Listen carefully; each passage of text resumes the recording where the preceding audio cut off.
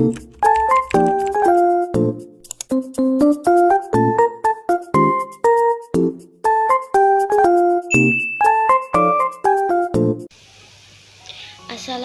warahmatullahi wabarakatuh. Perkenalkan, nama saya Amelia Jihadinisa, NIM 210222037. Jadi dalam video ini saya akan mengkaji tentang peperangan Rusia dan Ukraina.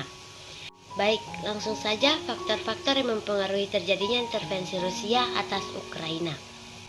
Wilayah Crimea di Ukraina menjadi pusat lokasi konflik antara Rusia dan Ukraina sebagai buntut dari digulingkannya kepemimpinan Presiden Viktor Yanukovych oleh warga pro-barat Ukraina. Menurut catatan di statistik negara Ukraina hingga tanggal 1 November 2013, penduduk Republik Otonom Crimea berjumlah 1.067.119.000 jiwa dengan komposisi lebih dari 50% merupakan orang Rusia. Menurut survei yang dilakukan oleh Institut Internasional Sosiologi di Kiev pada tahun 2004, bahasa Rusia digunakan sebagai alat komunikasi oleh 97% penduduk Crimea.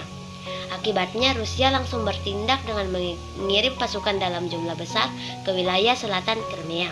Menurut hemat penulis, ada sejumlah faktor yang mempengaruhi terjadinya intervensi Rusia terhadap Ukraina, yaitu faktor geopolitik, faktor demografis, dan faktor sosial politik. Dalam konteks geopolitik, Ukraina merupakan salah satu poros geopolitik di kawasan Eurasia yang berada dalam orbit pengaruh Amerika dan sekutu-sekutunya strategisnya seperti Uni Eropa dan NATO. Sementara Rusia merupakan pemasok 80% lebih gas ke negara-negara Uni Eropa yang aliran gas tersebut harus melalui jalur pipa di Ukraina. Isu demografis berkaitan dengan fakta bahwa separuh lebih penduduk Crimea merupakan etnik Rusia, yaitu sebesar 58,3%. Sisanya merupakan etnik Ukraina sebesar 24,3%, etnik Crimea Tatar 12,1%, dan etnik minoritas 5,3%. Data ini menunjukkan bahwa banyaknya warga Ukraina keturunan Rusia di Crimea yang membutuhkan perlindungan politik dan keamanan dari potensi diskriminasi yang dilakukan oleh Rusia, sehingga memicu tindakan intervensi Rusia di Ukraina.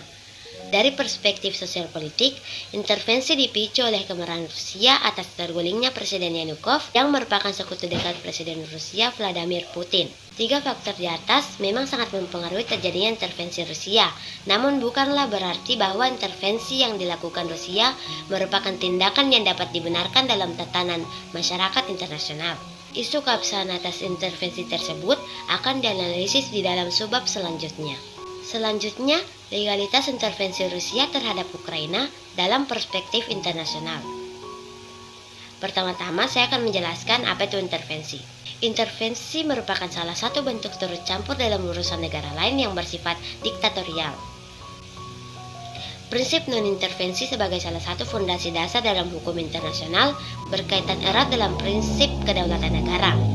Prinsip ini menjadi antithesis dari sikap-sikap negara yang ingin melakukan suatu tindakan yang ingin menguasai satu negara dari berbagai segi-segi kenegaraan yang ada. Prinsip non-intervensi merupakan bagian dari adat internasional dan didasarkan pada konsep penghormatan kepada kedaulatan teritorial negara-negara. Secara instrumental, prinsip ini termanifestasikan dalam pasal 2 ayat 7, Piagam Perserikatan Bangsa-Bangsa. Ketentuan piagam tersebut dengan jelas menyatakan bahwa dalam hubungan antar negara tidak diperbolehkan adanya intervensi.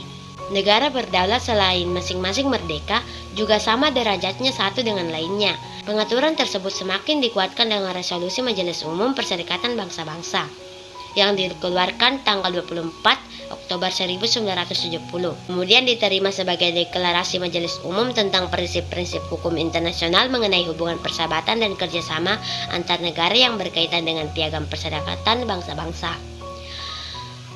Suatu negara berdaulat tetap tunduk pada hukum internasional serta tidak boleh melanggar kedaulatan negara lainnya.